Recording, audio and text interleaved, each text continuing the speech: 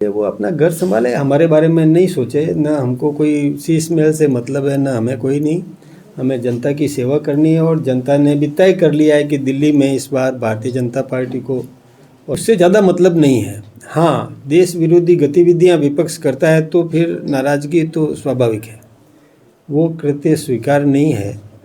बाकी हम अपने एजेंडे से काम करते हैं, हम अपने चुनाव घोषणा पत्र के आधार पर काम करते हैं। जो हमने चुनाव घोषणा पत्र जारी किया है उसको हम लेकर के जनता के बीच में जाएंगे और जा रहे हैं। पायलट साहब भूल रहे हैं, उनको याद होना चाहिए कि कांग्रेस कहाँ है। दिल्ली में पिछली बार एक भी एमएलए कांग्रेस का नहीं जीता। कब ये आम आदमी पार्टी से समझौता कर लेते हैं, कब इनके संबंध बिगड़ जाते हैं। ये बेमेल गठजोड़ पूरे हिंदुस्तान में करते आ रहे हैं।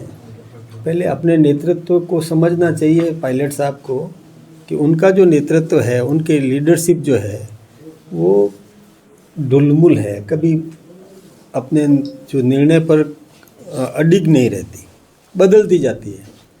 किस प्रदेश में किसके साथ समझौता करते हैं, फिर उन्हीं से और कुश्ती भी लड़ लेते हैं। तो इसलिए वो अपना घर संभाले, हमारे बारे में नहीं सोचे। ना हमको कोई शीश महल से मतलब है, ना हमें कोई नहीं। हमें जनता की सेवा करनी है और जनता ने भी तय कर लिया है कि दिल्ली में इस बार भारतीय जनता पार्टी को और बहुमत मिलेगा। सरकार भारतीय जनता पार्टी की दिल्ली में बनने जा रही है। अच्छा, मुद्दा तो भ्रष्टाचार शीश महल पर ही। तो देखिए, मुद्दा हमारा एक्चुअली जन सेवा है और हमने जो काम किए हैं वो मुद्दा है।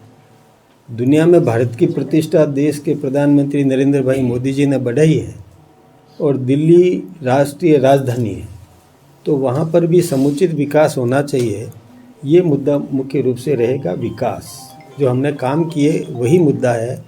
हमें विपक्ष क्या करता है उससे ज़्यादा मतलब नहीं है। हाँ, देश विरोधी गतिविधियां विपक्ष करता है तो फिर नाराज़गी तो स्वाभाविक है, वो कृत्य स्वीकार नहीं है। बाकी हम अपने एजेंडे से काम करते हैं, हम अपने चुनाव घोषणा पत्र के आधार पर काम करते हैं। जो हमने चुनाव घोषणा पत्र जारी किया है उसको हम लेकर के जनता के बीच में जाएंगे और जा रहे हैं। हमने ये प्रयास किया कि जन अपेक्षाओं के अनुरूप हमने उम्मीदवार उतारे हैं जो जनता की सेवा करने के लिए कृत संकल्प है और जनता आशीर्वाद देगी। सर, कई चुनाव में आपके नेता बोल चुके हैं कि ये जो रेवड़ी बांट रहे हैं उनसे राज्य की हालत बुरी तरह खराब हो जाएगी। इस बार आपने सबसे ज़्यादा रेवड़ी आपने ही बांटी है दिल्ली में, शायद ही कोई चीज़ बाकी रखी।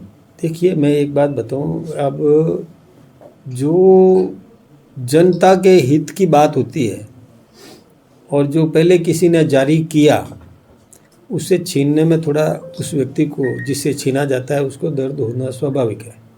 बाकी हम कभी भी रेवड़ियाँ बांटने का काम नहीं करते। हम वही काम करते हैं कि आम आदमी को रोजी रोटी मिलना चाहिए, पेट उसका भरना चाहिए, भूखा नहीं रहे। ये व्यवस्था तो ज़रूरी है और ये सरकार का दायित्व भी है कि किसी को भूखा नहीं रहने दें। इसलिए इसको आप रेवड़ियाँ मत कहिए, उसकी आवश्यकता की पूर्ति कहिए। रेवड़ियाँ वो बांटी गई जो आनन फानन में, जो विपक्ष ने ज़रूरत नहीं थी लेकिन एक चुनावी लाभ लेने के लिए और घोषणाएं कर दी, वो रेवड़ियाँ कहलाती है। सर, एक ये पिछले 18 दिन में कोटा में 4 बच्चों ने सुसाइड कर लिया, आज जयपुर में भी सुसाइड हो गया, क्या कहना चाहेंगे? क्योंकि सुसाइड नोट में लिखा जा रहा है कि कोचिंग सेंटर बहुत ज़्यादा प्रेशर डाल रहे हैं। सुसाइड नोट पर कल बच्ची ने भी लिखा है। ये बात बिल्कुल सही है, ये चिंता का विषय है, बहुत बड़ी चिंता है इस विषय पर। इस आपके चैनल्स के माध्यम से मैं अभिभावकों से भी निवेदन करना चाहूँगा कि वो बच्चे की भावना को समझे, बच्चे की प्रतिभा को समझ करके किस दिशा में बच्चा प्रगति कर सकता है इसको पढ़े और उसी दिशा में उसको प्रेरित करे। ऐसा नहीं करे कि बच्चे का भाव विचार तो मेडिकल लाइन में जाने का है और आप उसको इंजीनियरिंग के लिए भेज रहे हो तो वहाँ पर उसको तकलीफ़ होती है। ऐसे ही यदि किसी का इंजीनियरिंग में जाने की प्रतिभा है और उसको आप आईएएस या मेडिकल में भेजने की कोशिश करेंगे तो बच्चा तनाव महसूस करता है। एक दूसरा, ये जो कोचिंग इंस्टीट्यूट्स है उनसे भी मैं कहूँगा कि अपने क्लास में संख्या सीमित करें।